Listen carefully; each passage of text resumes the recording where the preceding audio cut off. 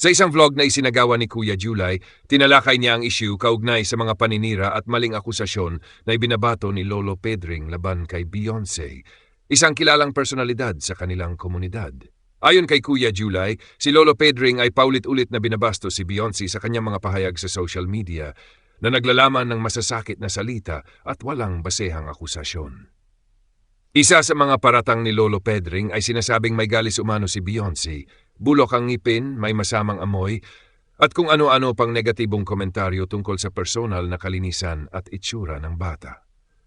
Ngunit sa isinagawang livestream ni Kuya July, malinaw nilang pinabulaanan ang mga ito sa pamamagitan ng pagpapakita ng mga aktual na video ni Beyonce, kung saan malinaw na makikita na malinis, makinis at presentable ang batang si Beyonce.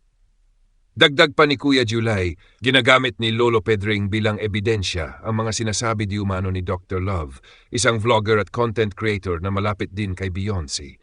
Ngunit upang linawin ang lahat, mismong si Dr. Love ay nagpadala ng video kay Kuya July upang personal na pabulaanan ng mga akusasyon. Sa kanyang video statement, matapang na itinanggi ni Dr. Love ang mga binabanggit ni Pedring. Aniya ni isang galis ay walang makikita kay Beyonce at napakaganda, napakinis ng balat nito. Tinawag pa niya na ang talagang may problema sa kalinisan ay si Lolo Pedring dahil sa kanyang mga masasakit na salita at walang basehang paninira. Binanggit ni Dr. Love na si Pedring ay gumagawa lamang ng kwento upang makakuha ng pansin sa social media. Binalya niya ito at sinabing nagnanana na ang bunganga mo, ginagalis na ang katawan mo, bilang matapang na tugon sa mga paninira kay Beyonce. Pinunto rin ni Kuya July na ang mga binabanggit ni Lolo Pedring ay walang matibay na basehan, puro kwento lamang na pinapasa-pasa. Hinarap niya si Pedring sa video at hamon niya na maglabas ito ng aktual na ebidensya, video o litrato na nagpapakita na may galis nga si Beyonce. Ani Kuya July, kung mapapatunayan ni Pedring ang kanyang mga sinasabi, ititigil na niya ang pakikialam. Pero kung wala siyang may papakita, dapat na itong tumigil sa paninira. Isang mahalagang punto ang binanggit ng vlogger na si Beyonce ay isang menor de edad pa, wala pang 18 taong gulang, kaya hindi nararapat na lapastanganin o siraan sa publiko.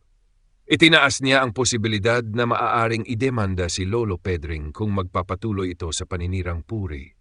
Sa pagtatapos ng vlog, pinaalalahanan ni Kuya July ang mga manonood na suportahan si Beyonce at ang mga kalingap vloggers tulad ni na Kuya Bal Santos Matubang, Kalingap Rab at iba pang lingap partners. Ipinagdiinan niyang hindi dapat basta-basta paniwalaan ang mga akusasyon, lalo na't mismong source daw ni Pedring na si Dr. Love ay nagdeni sa mga paratang. Ang vlog ay nagtapos sa isang bukas na katanungan sa mga taga-subaybay kung dapat na bang kasuhan si Pedring upang matigil na ang paninira o kung dapat na lamang balewalain ito. Sa kabuuan, malinaw sa salaysay na ang kampo ni na Kuya July at Dr. Love ay nagtutulungan upang protektahan si Beyonce mula sa mga walang basehang paninira habang nananawagan sa mga manonood na suportahan ang kampanya para sa katarungan.